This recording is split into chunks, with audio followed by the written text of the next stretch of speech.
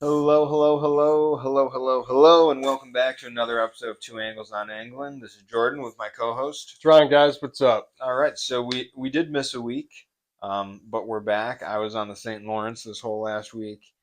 We will dive into that in a little bit here, but Ryan's gonna start off and kind of give us the rundown of everything that's been happening locally on Erie and all of that. So take it Yeah. away. So a couple things. One, if you could be here, you would smell me because I'm still like covered in a little bit of worm carnage and definitely walleye carnage.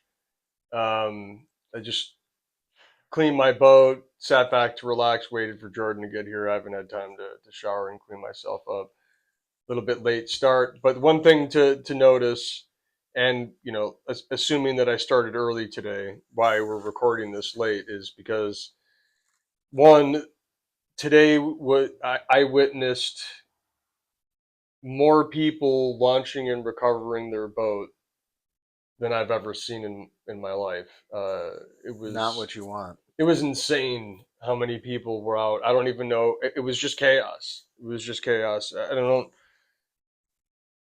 don't know why if somebody like look like I'm getting paid to do it, but if you I don't know why you wouldn't just leave. Like if you saw a line going out to Furman Boulevard to launch your boat, why you wouldn't just turn around and be like, "No, man."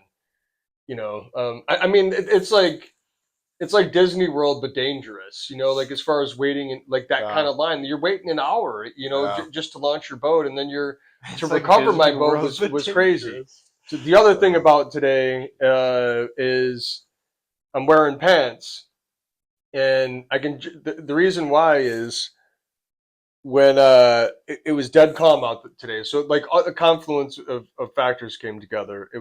The weather was super nice, not ridiculously hot, but hot. A very light breeze, but that didn't come till much later in the morning, and just calm, right? And it's Sunday, so and the walleye fishing out of pretty much all of Western New York right now is incredible.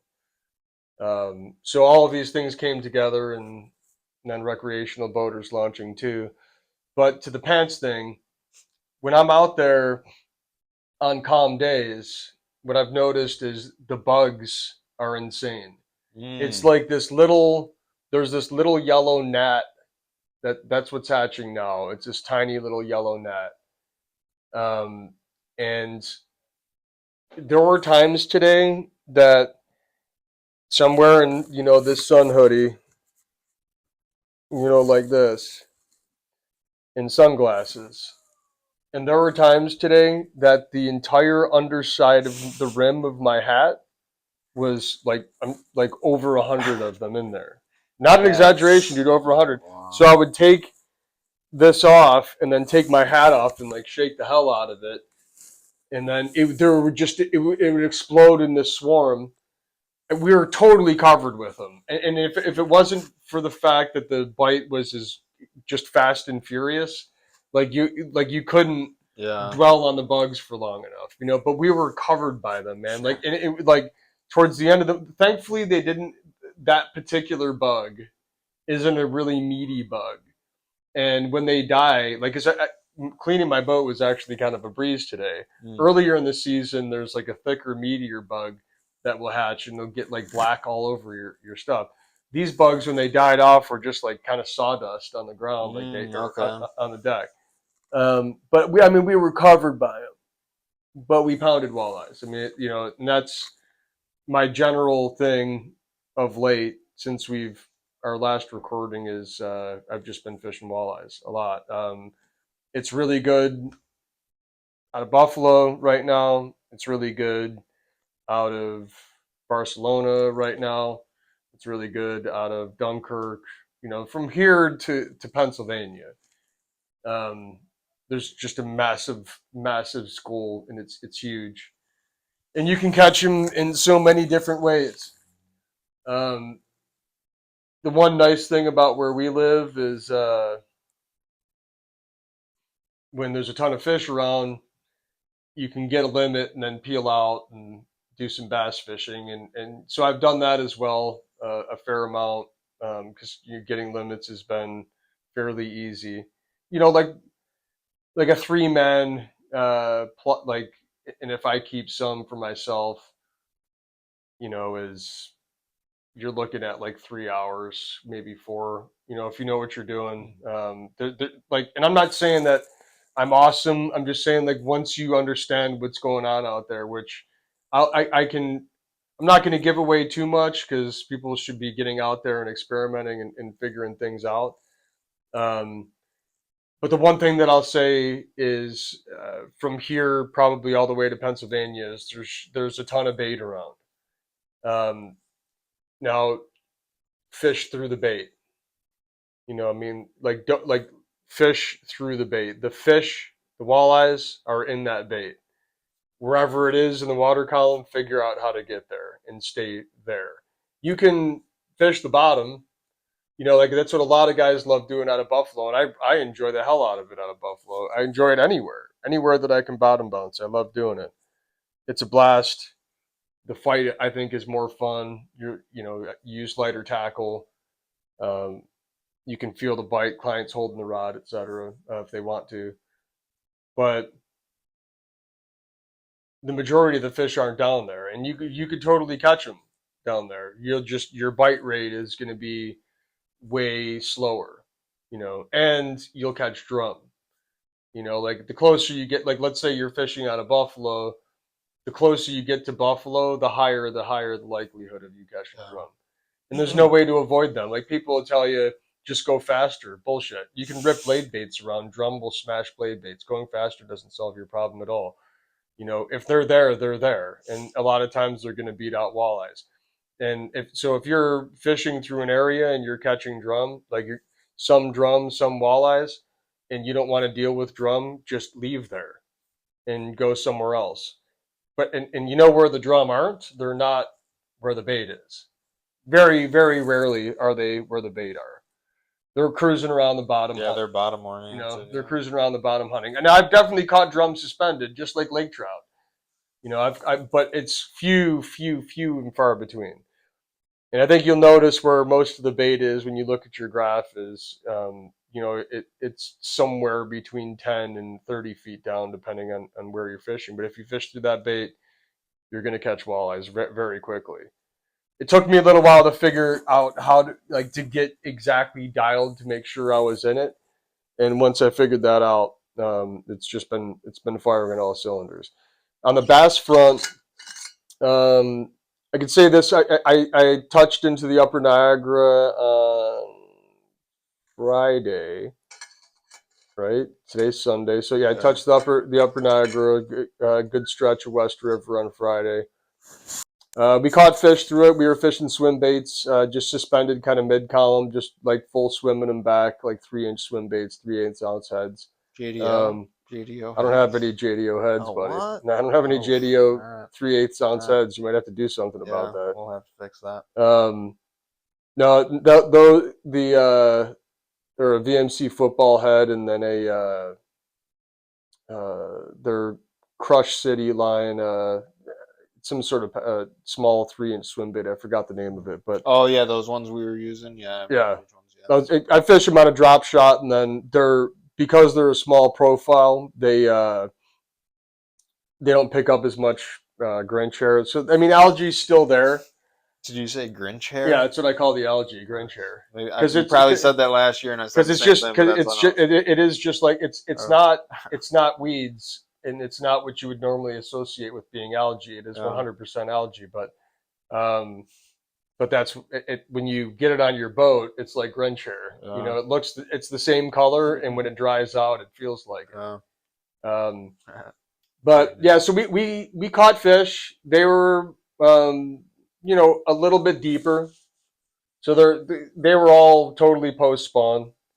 I cruised through areas and just to look at beds, and the water was fairly stained, but I saw maybe a couple fish on beds. Hmm. Um, so they're hanging out a little bit deeper. I don't know how long they'll stay in the river. I don't know how many emeralds are still left in the river.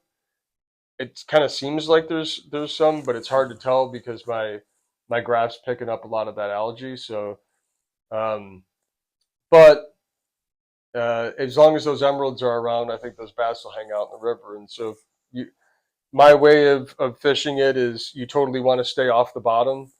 You want to fish something that's single hook, like low profile, and just kind of cast it out and keep it mid water column.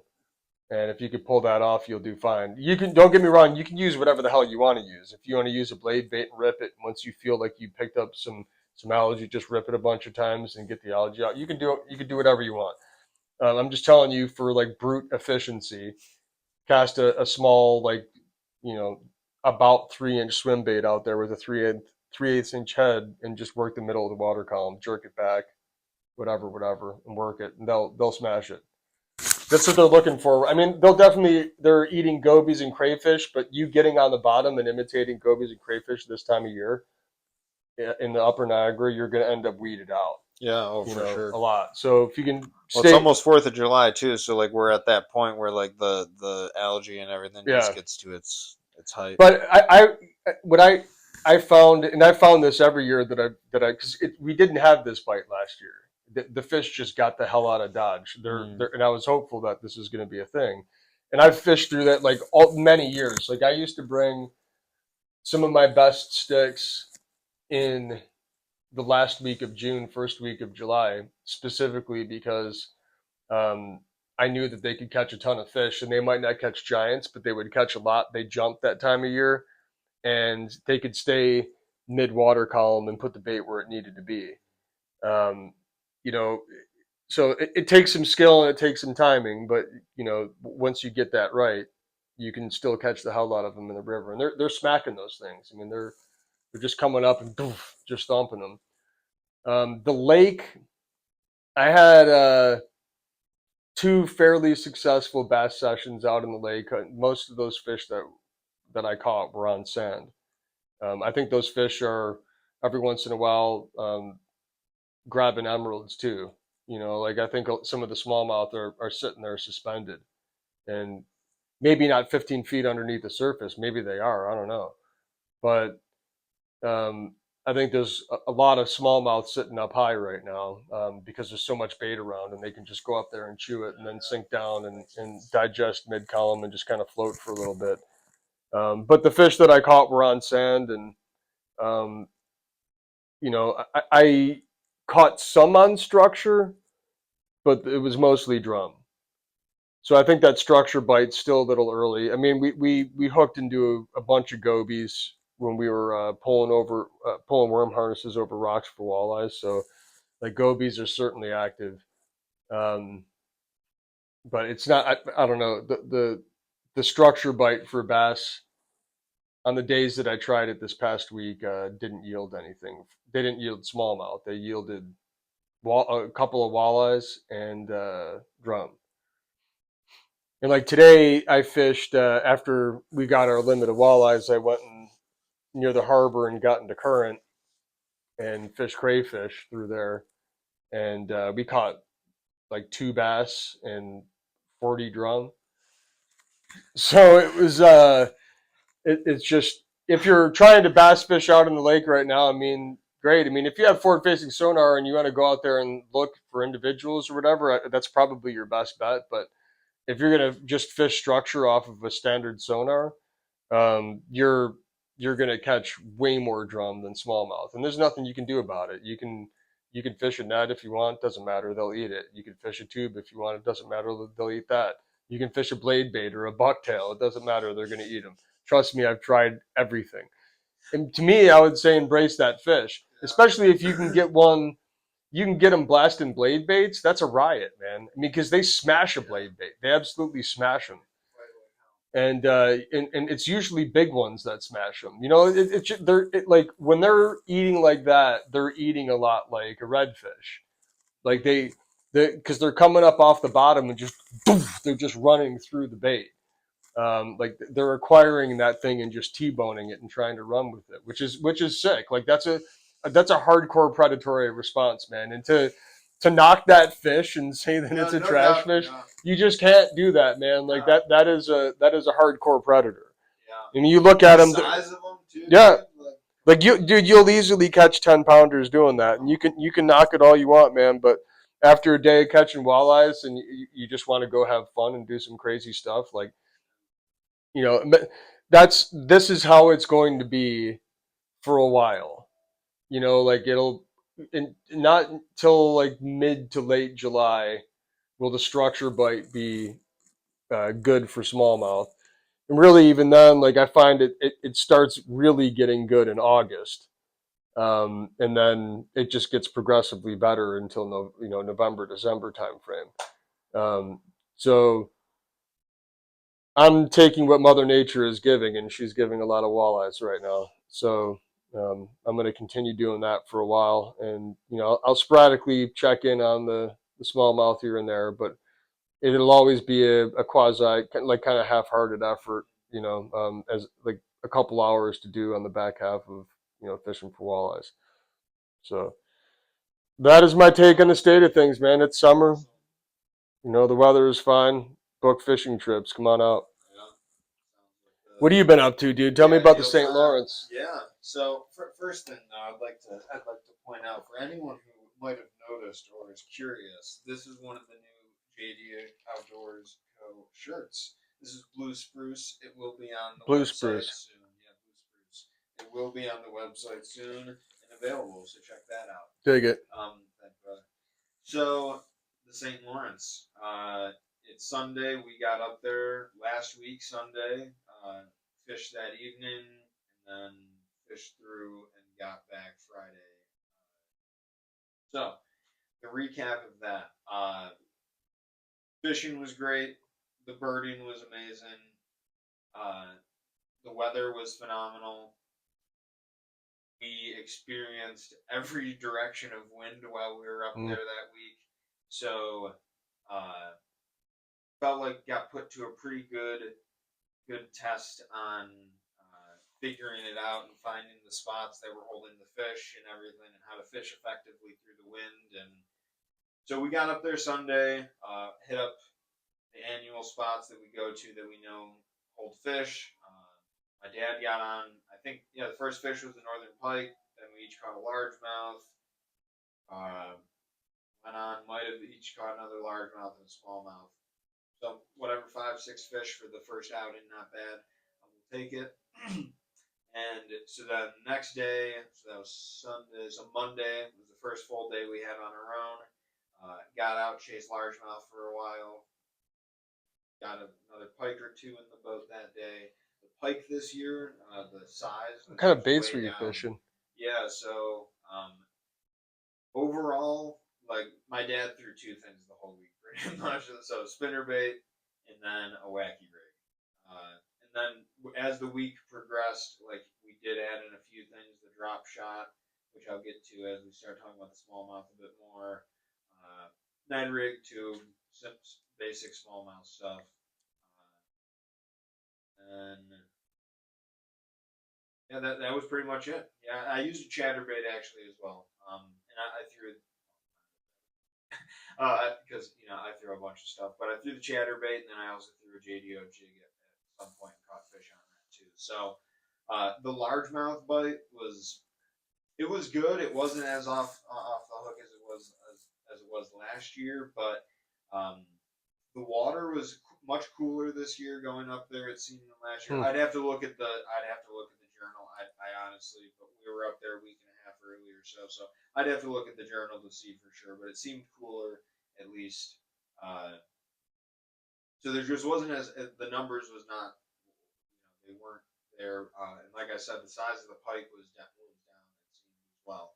All of them we caught on the spinner baits. Uh, we blew through we blew through spinner baits. It was definitely one of the better years we've had with the spinner bait in a while. Now that I'm looking back on it, like I barely fished the wacky just because I can't slow down. It's hard for me to fish slow like that. The drop shot's a different thing for me, like especially if there's current and you're dragging it. Um, However, though, there's one technique we picked up. So actually, Monday wraps up, and then Tuesday we had our guide, which we've been booking for years, Captain Randy Yeager. Man, Uh, so he was, going over. He was like, well, the season just opened up here, so Bass Open is when it's closed prior to that on the St. Lawrence. So, in Canada doesn't open until July 5th up there. General, I don't know what Canada.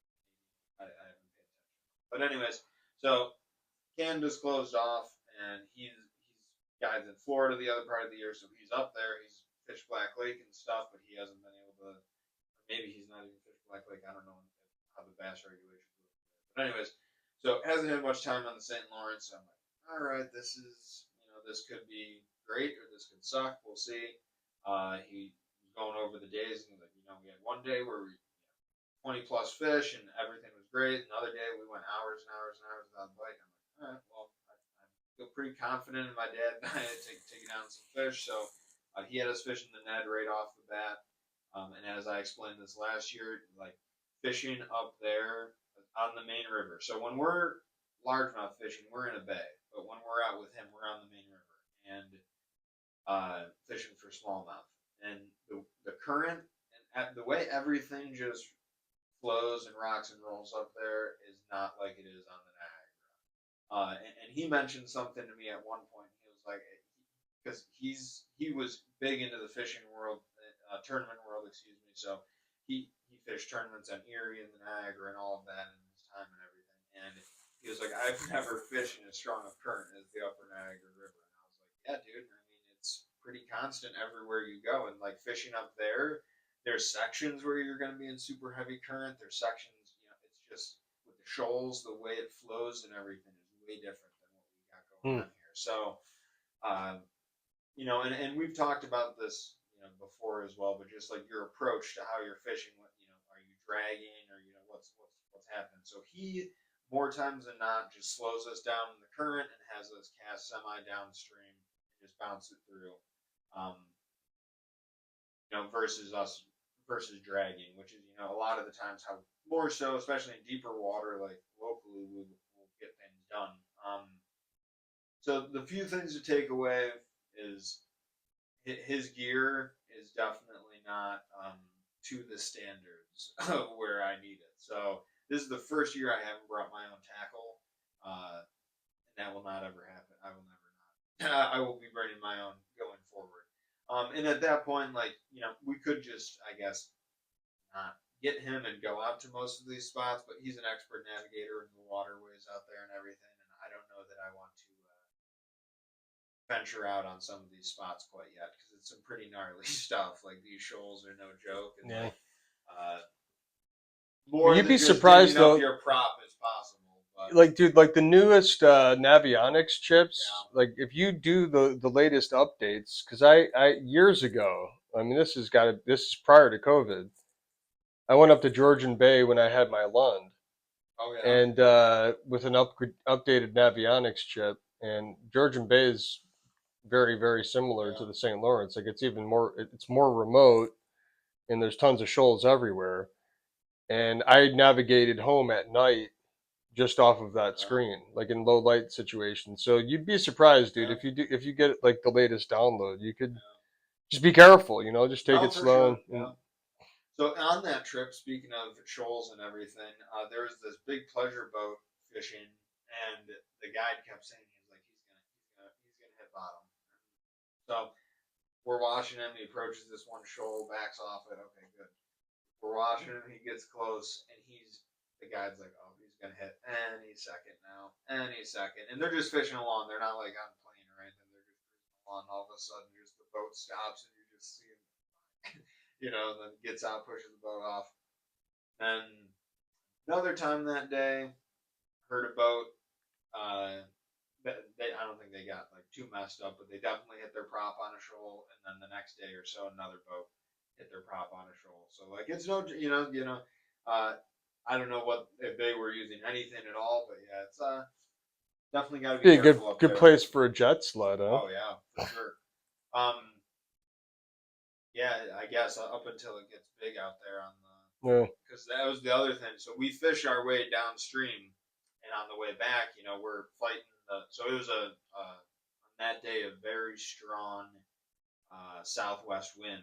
So that's blowing right along the river, and the waves were getting huge by the time we were getting back. So it was a bit of a longer boat ride in. But okay, so where was I going with the story here? Okay, so Ned rigs, rods weren't too sensitive, so I think we caught a few fish in the start, but it was just slow, and we both lost some big ones. And I was like, all right, this is just something ain't right. So the fish didn't seem to be up like on the shoal spawning yet. They were kind of in like this mid zone. It seemed to me, like they were kind of like in the 13, 15 foot zone off the shoals.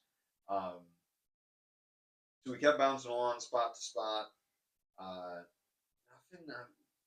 nothing stood out that much. I definitely caught the big fish of the trip, which was in the morning there, and then we got down to our favorite part of the river, and then things got epic, and not fishing wise, sadly, but this bald eagle. Oh no. Oh yeah, bald eagle flew in and was getting chased by at first.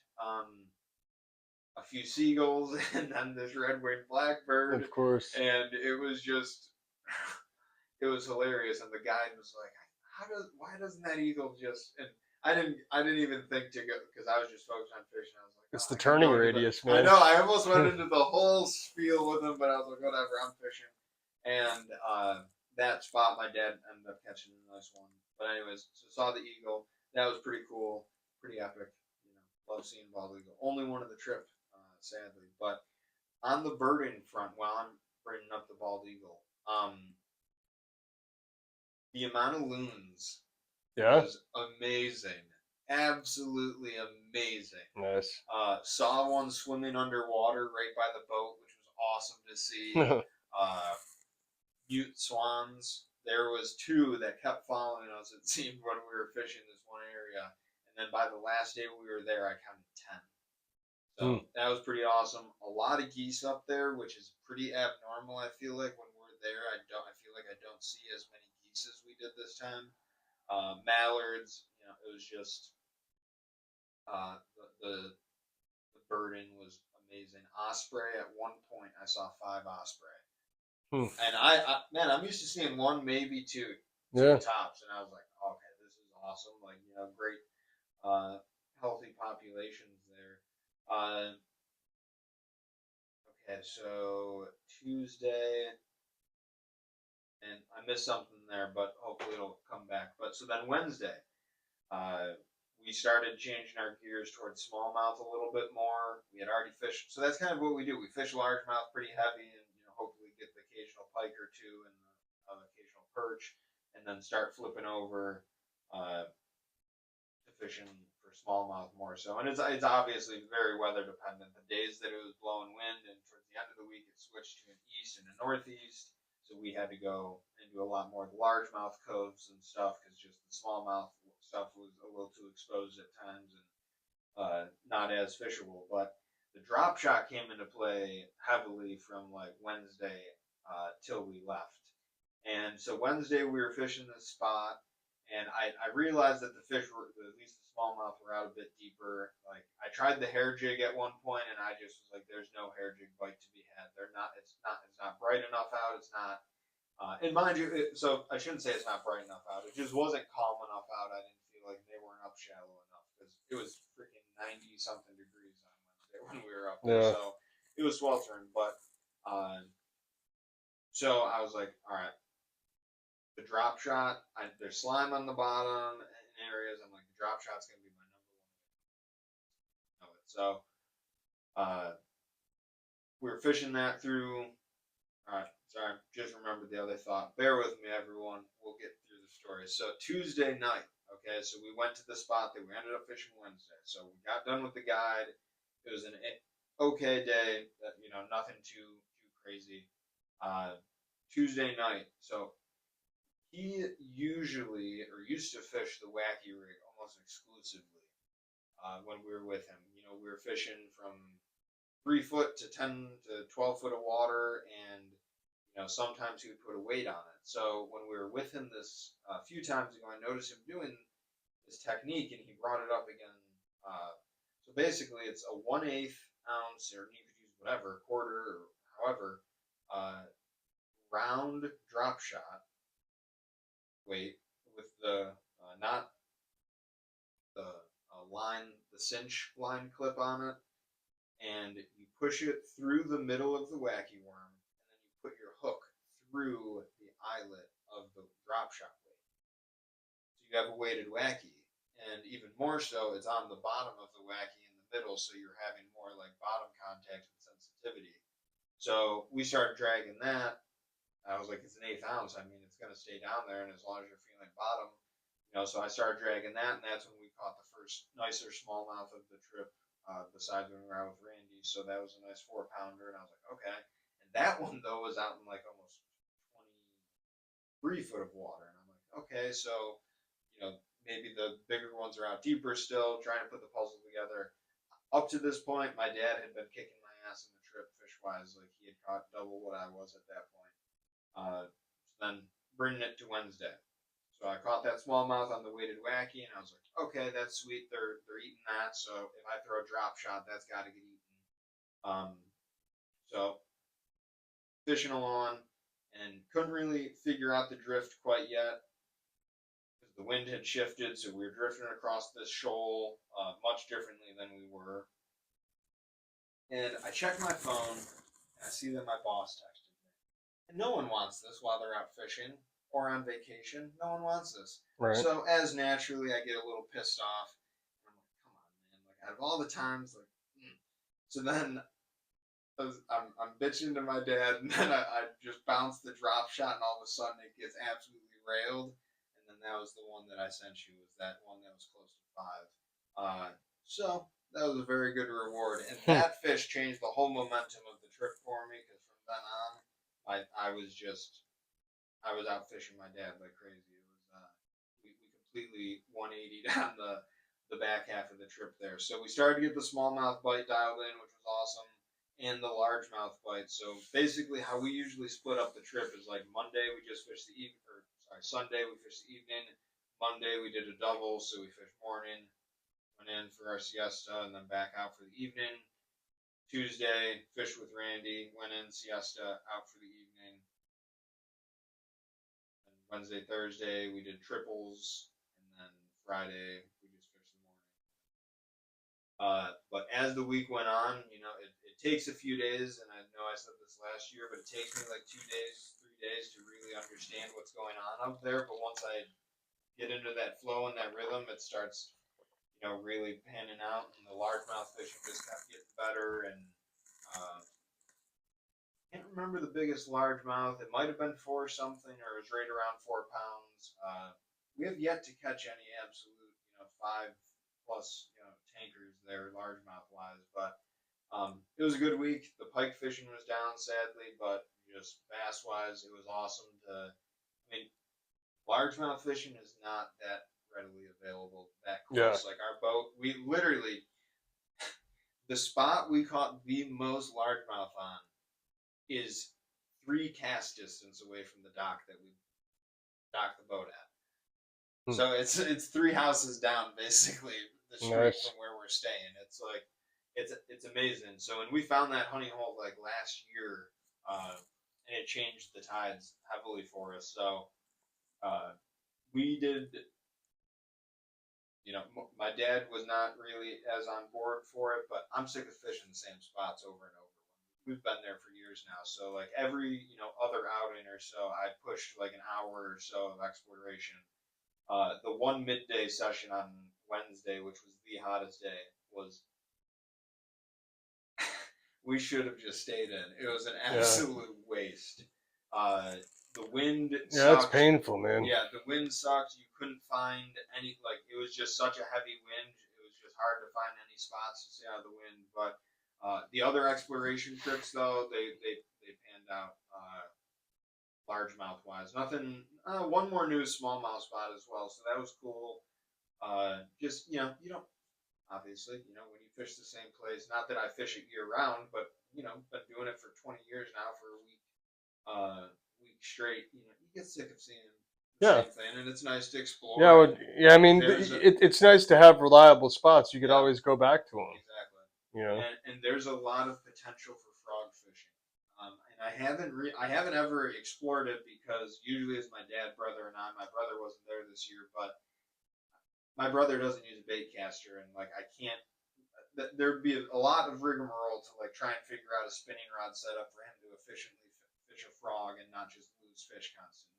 Like he could, but I think it'd be a pain in the ass. So I have refrained from frog fishing, and also, dude, like once they're blowing up on the frog, like I'm not leaving that. I don't care like what's going on. Like I'm gonna be hooked into that. Yeah. So one of these years, maybe I will bring that up there because there's just Yeah, I the was going to ask you cattails, if you the did that reeds, because and because also the that's all I snakehead would or do. the not the snakehead, Bowfin. the bowfin too, bro. Uh, and here was another thing that, and my dad was very fixated on like we need more weeds and stuff, but like the guide even said it. He was like, as shallow as you can go for the largemouth, the better, like in Chippewa Bay. And so that just kind of resonated and was ringing in my head. And I'm like, he's tournament fished here a lot. Like he's got to know.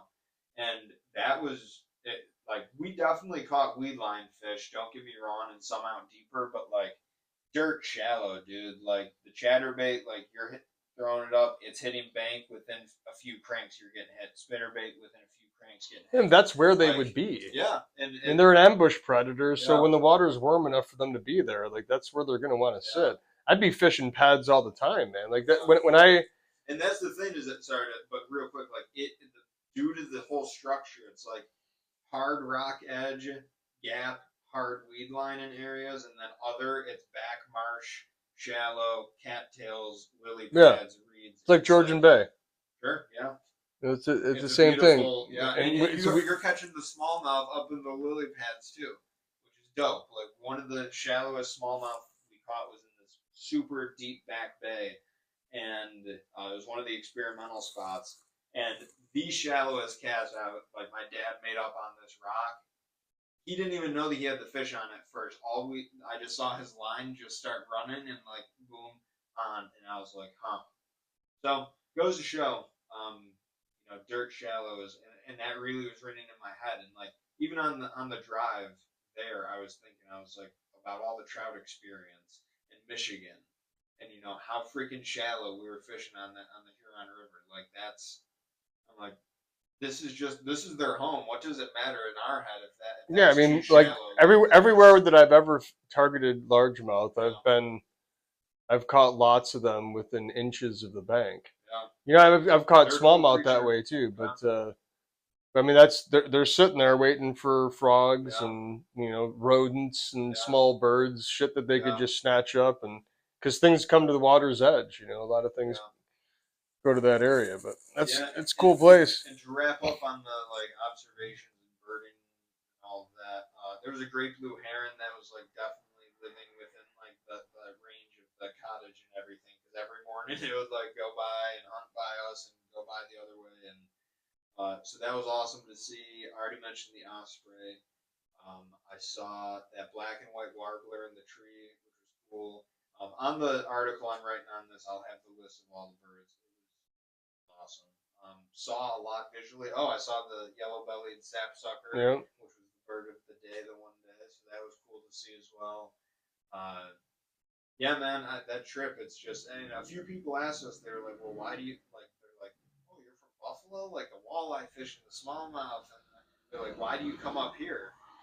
And it's like, I said, well, we don't have largemouth fishing like this readily available that's this good, like, and that you can catch this many numbers and northern pike. Like, sure, you can do it around here, but it's like, Finger Lakes fishing type stuff is how I think of it. yeah. And, like, that's what that whole region is. And up there, it's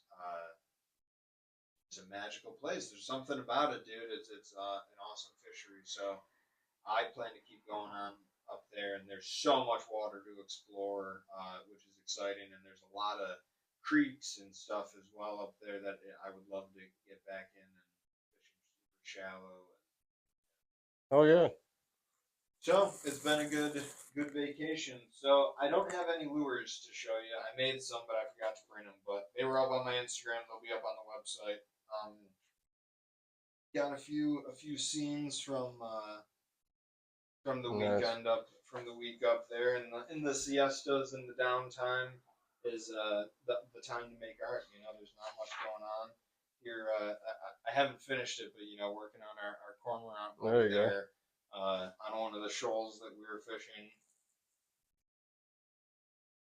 So yeah, that's the other pieces I've done, but yeah, that's kind of my highlights from the past week. The article's Nice, gonna dude. be dope.